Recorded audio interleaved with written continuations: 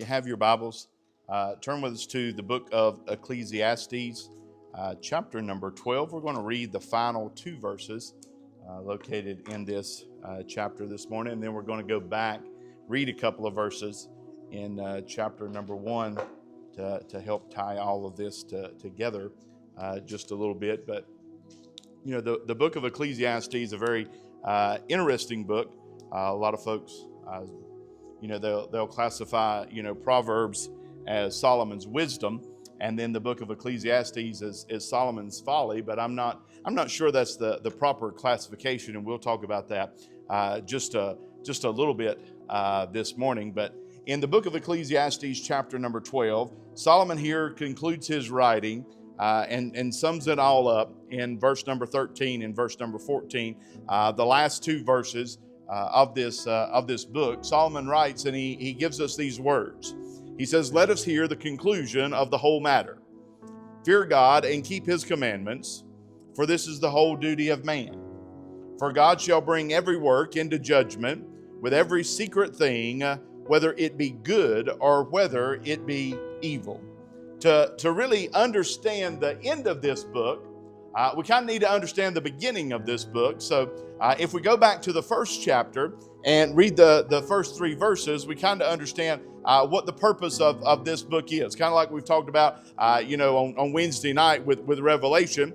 Who was it written to? It was written to those 7 churches. The book of Ecclesiastes here, we have to understand its purpose for writing and what it's about. We find that here in the first 3 verses of the first chapter. So the beginning of the book really gives us a very good close to the end of the book. And Solomon writes here, he gives us the purpose of his writing. He says, "The words of the preacher, the son of David, king in Jerusalem, vanity of vanities, saith the preacher, vanity of vanities, all is vanity." And then he asks a very important question here in this third verse. And he spends the rest of this book to the end there that we see trying to answer this question and trying to provide the things that we need to understand this question. And verse number 3, the question is this: "What profit hath a man of all his labor which he taketh under the sun?"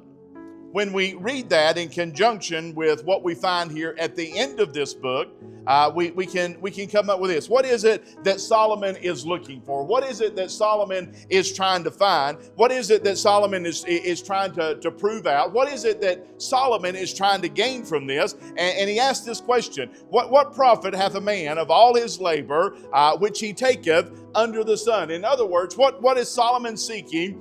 He's seeking this, a life that we really get something out of. Now, I don't know about you, but for any activity or anything that I do or anything, I want to know what I get out of it. Now, I wouldn't go to a restaurant and the waitress come up and they always ask this question. What do you have? What do you want? And most of the time, they provide you a menu that you can select from, that you get to pick from. That you say, "Hey, I want this. I want a cheeseburger, or I want some tater tots, or I want this." We select from that menu. You may have done this. I've never done this, but I wouldn't go to a restaurant and the waitress asked me, "Well, what do you want?" Say, "Oh, just bring me something." You don't know what you're going to get. You might get something you really like. You might get something you don't like at all. Something that you wouldn't want to eat. And before we want to know what we're going to get out of something, that kind of depends on what we put into something. Solomon here asks this question. He says, "What profit hath a man of all his labor which he taketh under the sun?" In other words, Solomon's question is this: from birth to death, what good comes out of all this? What profit is there? What good thing and what purpose should I serve and what purpose should I have? So, the question is really this. We want to make sure that we get a life that we get something out of. Now, at the end of this book, and, we read the closing 2 verses here, Solomon says this: "Let us hear the conclusion of the whole matter." Not just chapter number 12, But from chapter number 1 all the way through it all, it's the conclusion of the whole matter, not pieces of the matter, not part of the matter. And from verse number 3 of chapter number 1 to verse number 13 of chapter number 12, we can look and we can survey and we can see all the things that Solomon's done. This time period between verse number 3 of chapter number 1 to verse number 13 of chapter number 12, Solomon has spent searching. Solomon has spent striving. Solomon has spent sighing. He's experienced the full gamut of everything. He said, hey, I went and I built houses, and I went out and I planted vineyards. I went out and I built orchards, and I done all of these things that I should, see fruits of my labor. And Solomon went out and if we study the life of Solomon, it's said about this. One of his greatest things was he loved many strange women, and that got him in trouble, and that got him into, some bad and hard spots from time to time. So Solomon went out from verse number 3 of chapter number 1 to this right here, and he tried everything. Everything. He said, I didn't turn myself away from anything. I tried everything. And Solomon comes up with a conclusion. Now, I'm glad there's a conclusion, right? I don't like starting a movie in the middle because I don't really understand the conclusion. I don't know if that was good or bad. I don't know if they were supposed to buy a house and move to Nantucket. I don't know. I don't know if that's why it was supposed to start. I don't like starting a movie and not seeing how it ends. I remember back when COVID was in full force and we got really sick there for a couple of weeks, and we started binge watching stuff. We started watching this series, and about halfway through, I looked at Vicki and said, I'll be glad when this is over. It's getting terrible. But you know what we did? We continued to watch it for this purpose. We wanted to see how it ended. And got to where we didn't even like it. We didn't like the show. And we thought the acting is terrible, and I don't like the characters anymore. But we endured because we wanted to see the end of it. We wanted to see how that thing wrapped up and how that thing finished up. Well, our life is the same way. Wouldn't it be a shame if we didn't know what we were supposed to get out of the Bible? If we didn't know what we were supposed to get out of Sunday school lessons, if we didn't know what we were supposed to get out of preaching services, if we didn't know what we were supposed to get out of Bible study and out of those things, if we didn't know what it all was supposed to wrap up to and what it was all supposed to conclude to and what the conclusion was, wouldn't it be terrible if we really didn't know what it was that we were supposed to be doing? This past week was an interesting week for me. Started a new role at a completely new place. I come home, I think it was Wednesday, got home at 10 after 5. Man, that's really nice to be able to get to Fancy Gap by 7 o'clock when you can get home from work at 10 after 5 instead of 10 after 6 or quarter after 6 or 22 after 6 or something like that. That was really, really nice. And guess what? The question I got last week was about, well, how do you like it? I don't know yet. I really don't know. It's been a week. I don't know what the next 6 months is going to look like. Can I be honest? I don't even know what I'm supposed to do yet, right? I don't know. I don't know how it's going to be until there's some experience behind it. And right now it's good because they think I'm smart. They don't know how dumb I am yet. So it's working out pretty good so far. But I don't know till there's some experience behind that, till we do some things together, till I make some mistakes. Here's the thing. And people said, well, so far everybody seems to really like you. And I said, you know why? Because I haven't had to tell anybody no yet. That changes things. Solomon goes through all of this. And I said that to say this. All the stuff that you've been through makes you who you are right now. The good stuff. Watching kids and grandbabies and those kind of things. The good things and the bad things. The bad things make up who we are. Our life, your who you are right now is a sum of your life experience up to this point. That's who you are right now. And that's where you find the good things and the bad things. And Solomon says, here's what I want to know. I want to know what profit that a man got out of this. I want to know what good is coming out of this. And Solomon said, I went and I tried everything. I went out and I done all of this stuff and I done all of these things. And he searched and he looked for wisdom and he sought out knowledge and he labored, he strived, he done all of these things. And not only that, he understood, the terrible and the bad things that were going on in chapter number 4. And chapter number 4 is a great chapter in the book of Ecclesiastes. He says, I looked and for those that were oppressed, nobody comforted them. And Solomon saw all of it. And he comes to this conclusion. And what we want to talk about for just a few minutes, and I won't keep you too long today. Solomon comes to this conclusion. Let us hear the conclusion of the whole matter, all of it. Fear God, keep his commandments, for this is the whole duty of man. For God shall bring every work into judgment, and with every secret thing, whether it be good or whether it be evil. There's 4 things I want you to notice in these 2 verses, and like I said, I'm not going to keep you long this morning. The first thing I want you to notice is the matter is settled. Look at the first part here. Solomon's question is, what is the end result out of all this? What does the man get for all his labor? What's the end result? And Solomon here, the matter is settled. He says, let us hear the conclusion of the whole matter, not parts and not pieces and not little bits and what Uncle Leroy says or anything like that. Solomon says, I want to hear the conclusion and know that there's a conclusion to the whole answer. And this is what we have to understand. When it comes to this life that we're going to live, it is not ambiguous. It is not aimless, and it's not accelerated. It seems like sometimes that it's ambiguous and people are just wandering and people are just, that there's no aim and there's no purpose and there's no goal in that. And, we had certain tasks yesterday when we showed up. There were certain things that I wanted to make sure that we got done. I wanted to switch that light out in the vestibule.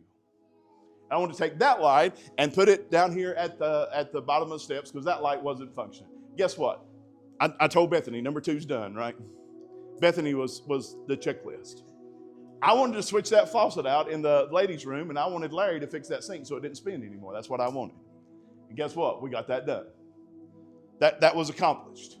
We got flowers planted and bushes planted and mulch out and windows washed and all kinds of things that we got done. And now we can look back and say, hey, that was accomplished. That was finished and that was done. Our life is that way. It's not aimless and it's not ambiguous. God has certain things that he wants us to do, and God has certain things that he has laid out for our lives. And Solomon here looks back and he says, hey, the matter is settled up now. Let's hear the conclusion of all this. And there's coming a point, there's coming a time where your life's going to be settled up. We look back and all the things, and we'll see that here in just a second. But there's a conclusion to it. Now, sometimes that conclusion seems like it's far off. Now, Jane served a very important role yesterday. She was supervisor for a little bit. We'd laid plastic out here. Jeff had brought a tamp, and I was tamping the plastic down into the crack so it wouldn't go away. And if I slowed down, Jane told me I needed to hurry up. And if I stopped, Jane told me I need to get back to work. So I did. And then when I got done, she told me I could take a break. The rest of them couldn't, but she told me I could take a break for a little bit, which was good. But going down through there, now tamping that plastic down in there wasn't very fun. And I looked about halfway down there, and I wanted to see how much farther I had to go, right? You want to be able to see that there's a goal, there's an end point there in sight. You want to be able to see what the end point is. You want to know that there's a conclusion. Well, when it comes to this life, we got to understand this. There's a conclusion to all of it. We're going to hear the conclusion of the whole matter, of the whole experience, of all of it. The matter is going to be settled. We're not like a dog. When our life is over, we're just not putting the ground and that's it. It's not like that. There's a conclusion. All the research and all the study and all the things that Solomon went out and did. There was a conclusion to all that. And Solomon goes out, and I don't know how much time, I don't know how many days or hours or months or years are between chapter number 1, verse number 3, and chapter number 12, verse number 13. I don't know how much time is in there, but Solomon went out and he done a lot of things to do his research and to do his study. It's important to do that. It amazes me, if you're going to buy a car, you do a little research on it, right? You want to, if you go to a car lot to buy a car and the salesman comes out and you see one that you think you like, there's certain things you want to know, the features that's on it. You want to know if it has air. I don't know about you, but I don't want a vehicle that doesn't have air conditioning in today's time. I want to make sure that it has the stuff and has the things that I'm looking for. You want to research it just a little bit, and you want to test drive it, and you want to get in there, and you want to find out some things about it. If I'm going to make a purchase of something, a lot of times I'll go in and I'll read reviews, and I want to know a little bit of something about the something that I'm going to get. And Solomon says here, when it comes to our life, there's a conclusion to all this, and all this stuff, all this research that Solomon did has an end result. The matter is settled. I find this amazing, though. We'll do all of that stuff, but for the average Christian, they won't consult the Word of God what they're supposed to do with their life. They don't come to church to listen to what it is that thus saith the Lord. They're not exposed to the Scriptures. Well, how do they know what it is that they're supposed to be doing? How do they know what the conclusion is of all of this? They've not done their research. They've not done their study. They've not found out what it is that the Word of God has to say. So how do they make choices? And how do they make decisions? They don't. They're going through life, in an ambiguous state. They're aimless. They're not moving in the pace that God wants them to go at, and they get confused and they get turned around and they get twisted around. But here we know today that according to the Word of God, the matter is settled. Not only do we see that the matter is settled, but we also see the Master has a standard. Look in the second part of this verse here. He says, let us hear the conclusion. Let's wrap it all up and let's sum it all up in this. We see the Master's standard. Fear God and keep His commandments. There are a lot of people out there that get really twisted up and confused in life. And, if you're on a road trip and you get confused, it's always good to stop and get directions. Now, I know we have maps and things on our phone nowadays, and that's not as important as it used to be. But you want to consult where it is that your destination is. If you're starting a new job and you're getting trained on something, I believe in asking questions, writing stuff down, taking notes, and doing those kind of things. I believe that's insanely important, to ask questions and know. And people ask this, well, what is it that I'm supposed to do with my life? And they want to know how to become, more spiritual. And they want to know how that it is that they get closer to God. And they want to know, what is it that I'm supposed to be doing? And they want all of these things that are basically spoon-fed to them. Let me give you the conclusion of all of it. Why are you here today? Not just in this church, but in life. What is it that we're supposed to be doing? Solomon put it in this context. Fear God and keep His commandments. That's it. That's all of it. Of all the things, now we come here yesterday with a list of things, or I had a list in my mind of all the things that I wanted, us to get done and get accomplished. Solomon summarized it in all of this is summarized in two things. Fear God, keep His commandments. If we do those two things, all this other stuff works out the way that it's supposed to, and all this other stuff works out the way that God intends it for it to work out for us. Let's hear the conclusion of all of this. What is it? Remember Solomon's question back right here in verse number 3 of chapter number 1. What profit hath a man of all his labor which he taketh under the sun? What is it that we get out of this life? How is it that we have a good life? And Solomon said it all comes down to this. Fear God. Keep His commandments. Those two things. That's all of it. That's it. It's not complicated, and there's not a series of steps, and I don't. There's something that goes on in life that aggravates me to no end. I don't know why it happens. Anybody ever have their phone synced to their vehicle? Does it ever just come unhooked? Does it ever come unsynced? Why does it do that? If I've synced it one time, why do I have to sync it again?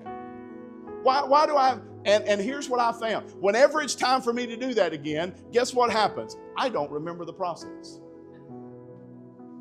You know why I don't remember the process? Because it's 174 steps, and number 3 through 171 don't make any sense to me at all. I can't follow along. I'm just pressing buttons, and especially in the truck is the worst one, and I don't drive it often, and you know it's still a 2013 and it's not broke 100,000 miles yet. It doesn't get drove much, but when I get in it, I have to try to sync it every single time, and I got to go through all the steps. And you know what I end up doing? I end up having to watch a YouTube video on how I sync it again, because I can't remember. I don't do it very often. And there's all these processes, and there's all these steps. And man, when you get done and the little blue button comes up there and on the little screen, that feels good. I've accomplished something because I've went through all these steps. Solomon says the productive life comes down to these 2 steps: fear God, keep His commandments. That's it. That's it. You don't have to do, step 1 through step 417. You don't have to, follow through all of these, weird and hard to understand instructions. It comes down to 2 things, and it's the master standard that we see here in this verse. Fear God, keep His commandments. That's all of it. Solomon doesn't say, hey, you got to go out and you got to do all this stuff. You got to go out and do all these things. Here's what we know. Solomon did all of that for us. He's done all the research. He's done all the study. He's done all the beta tests. He's went out and done all the experiments. All of it has been accomplished, and all of it's been done. And even in Solomon's day, Solomon wrote these words. He says, there's nothing new under the sun. Fear God, keep His commandments. Now, that's the master's standard. That might not match up with the world standard. That may not match up with what people might think or what people say that you ought to do. But let me tell you what the Word of God says that we're supposed to do. Fear God and keep His commandments. And I promise you this, if we get those 2 things down, most everything else falls in place. We'll see that here in a second. We see the matter is settled. We see the master's standard.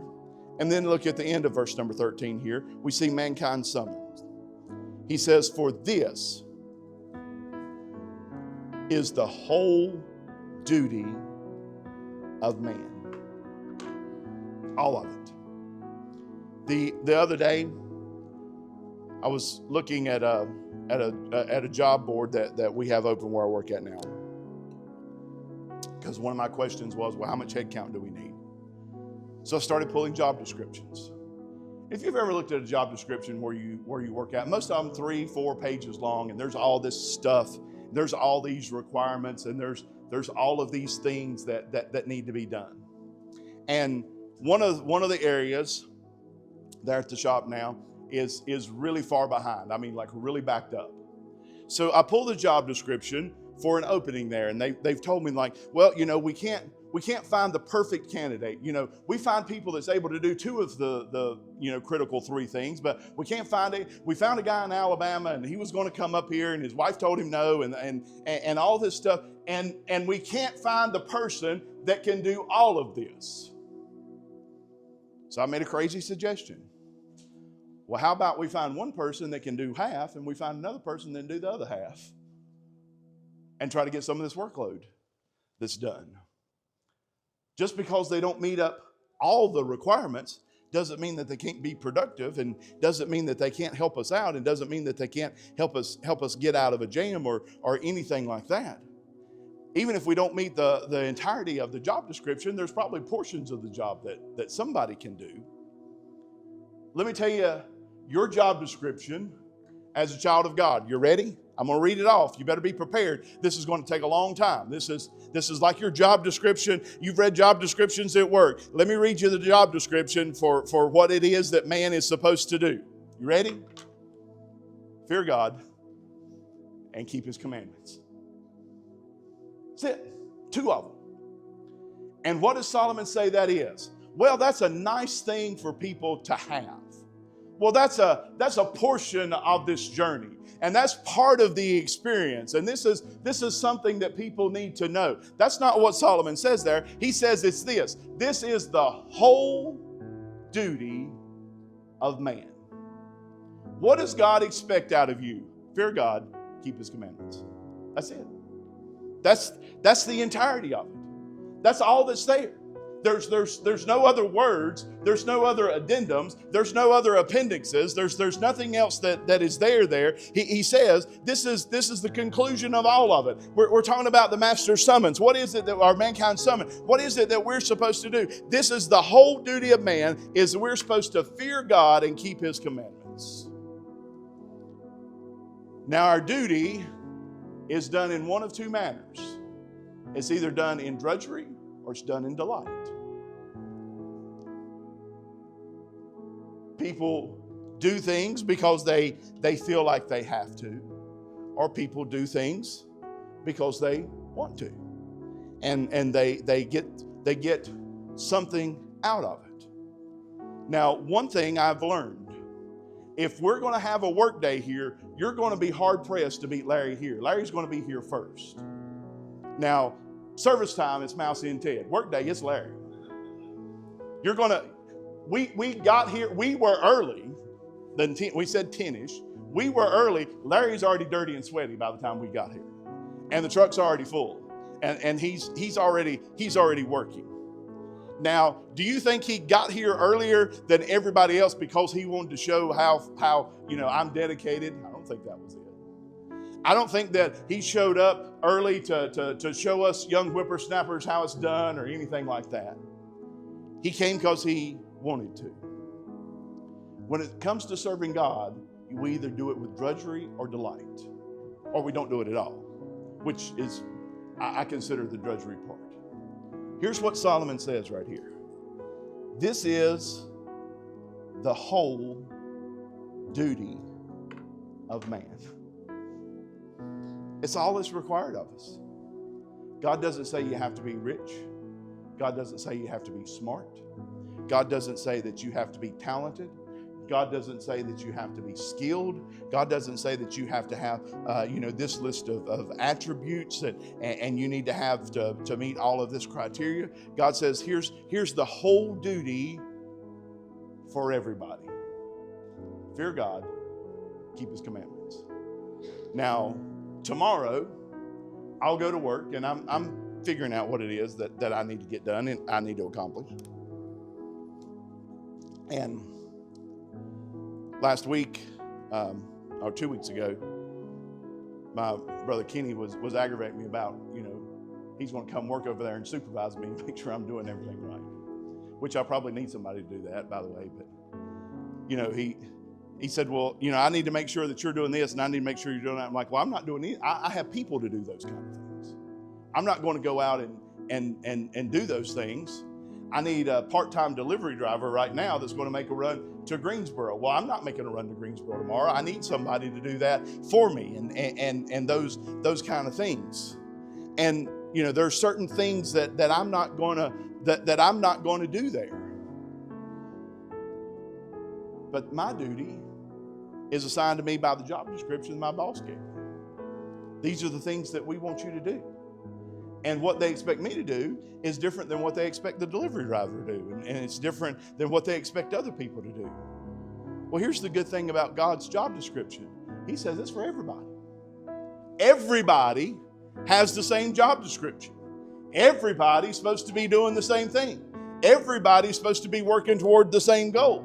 He tells us here, it's mankind's summon. For this is the whole duty of man. Every single person has the same job description. Every single person is supposed to be following the same rules. Every single person is supposed to be doing the same thing. Now, a lot of plants and a lot of factories you go into, and you probably see them, you'll go to one area and it'll say hearing protection required.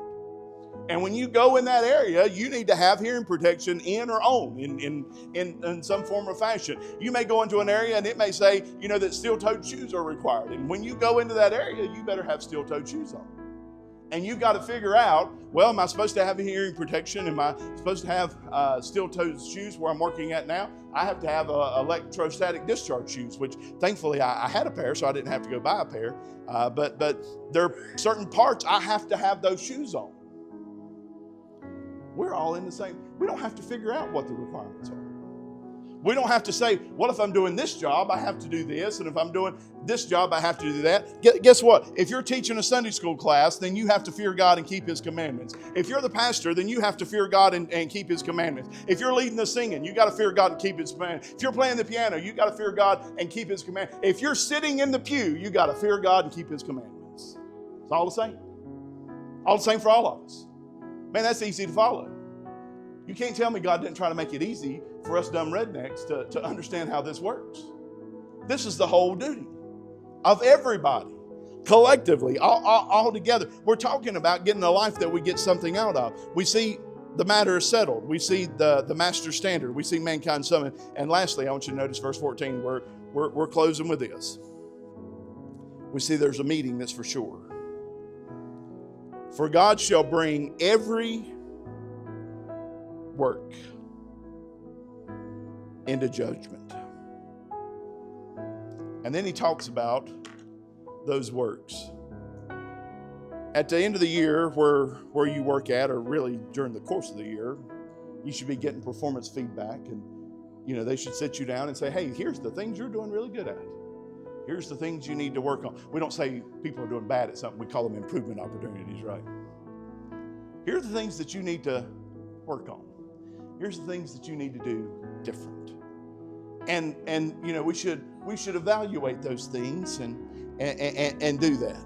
Now, I've sat through performance reviews, and I can tell you this: as the giver of the review and as the recipient of the review, the good stuff is easy.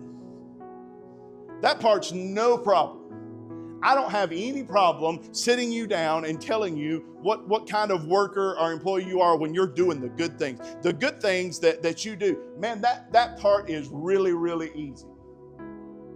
The other part, not so much. It's not as much fun. But guess what's going to happen?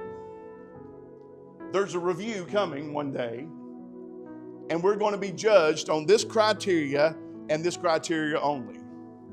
Did we fear God, and did we keep His commandments? There's going to be a meeting that's for sure one day, and God says this: God's going to bring every work into judgment. Well, He classifies them here in a couple of ways. With every secret thing, whether it be good or whether it be evil. I've read this verse, and these two verses are two of my favorite verses. And I know I've mentioned them a lot, probably preached on them before. I don't have it written down, but every time we read, God has the ability to show us something different. God says He's going to bring every work into judgment. And there are works that we know about. We keep a roll, right? So what can happen 50 years from now? Audrey can look back in the books and say, well, I know who was here on April the 19th of 2026. She'll know all the people that were here. She'll know all the people that weren't. We've got this recorded. We know. There's a register.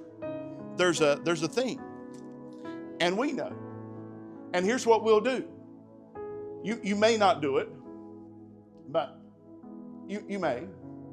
On the ride home today, you may think, well, wonder where so-and-so was at. You may do that, right? You may think about that. It might be a question. You notice the people that are here, but you also notice the people that aren't here. We notice those things. It's public. But notice what God says is going to happen here. He says, this is what's going to happen. God's going to bring every work into judgment. But notice what he says after that. With every secret thing. We know who taught Sunday school today. It was open. Wasn't a secret. What we don't know is this. How much time he spent in study. We don't know that. Could have been 5 minutes. Could have been 5 hours. Could have been 5 days. We don't know. He might have went to some website and downloaded all that. We don't know, right? We don't. But God does. Every secret thing. Those things that are done in secret that nobody knows, God knows about. Now, I don't believe for a second he went and downloaded any of that. I believe that we're very fortunate that we have people that study, and it's obvious. God's going to bring all of that into judgment. And he classifies it 2 ways. Whether it be good or whether it be evil. That's the only 2 classifications.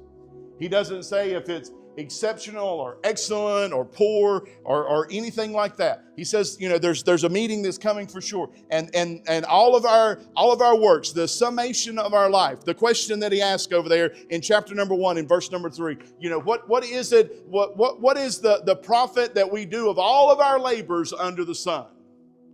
And Solomon says this is what we do with it. We understand that there's a conclusion, that the matter is settled. We understand that there's a conclusion to all this. We know what the standard is, that we're to fear God and we're to follow his commandments and keep his commandments. We know that we're summoned to do this, that this is our whole duty and this is our responsibility and this is what it is that we're supposed to be doing. And at the end of that, here's what Solomon says. God's going to judge us on that criteria and that criteria only, and all of our works are going to be summed in one of 2 ways. They're either good or they're evil. There's no okay. There's no all right. It's going to be summed in one of those 2 ways. And Solomon closes his writing with that God's going to bring it all into judgment. When we look at this, and we probably need to go through Ecclesiastes. We'll spend the next several weeks in Revelation, but probably need a good study through Ecclesiastes one time. And Solomon concludes it all with this. We fear, we follow, and we face the results of our labors. We don't have to worry about facing the results of somebody else's labors. It's our labors. We fear, we follow, we face. That's the conclusion of all of it. How do we have a life? How do we have a life that's worth something? We fear, we follow, we face. It's really that simple. I'm glad that God makes things easy. If he made it hard, I wouldn't understand it. If he made it a bunch of steps, then I would get lost and I'd do step number 7 before I done step number 4, and I would get it all twisted up and turned around. But God makes it easy for us. What's the conclusion of all of it? Fear God, keep his commandments. We know this is the whole duty of man. So have our heads bowed, our eyes closed for just a moment. Miss Bailey would come play softly for just a minute.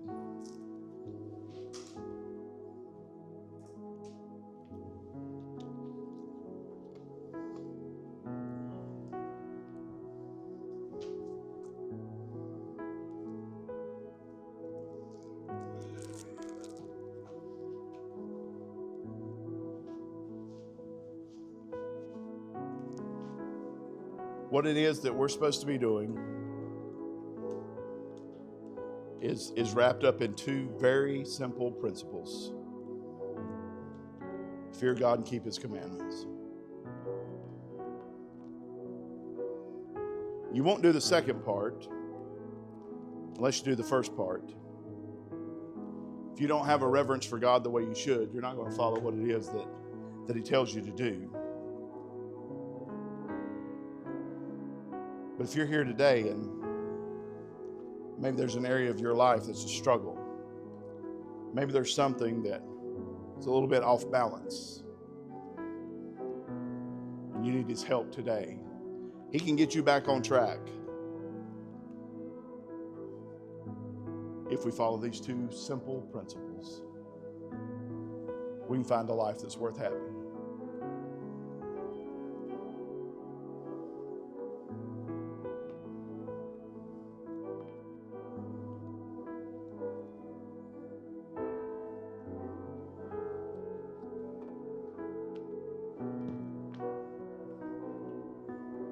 So, amen. I feel that's sufficient today. We're certainly grateful for this day that God's provided, and we're grateful for yesterday not being windy like today, or that might have been a little bit of a struggle. So we're glad that God gave us a great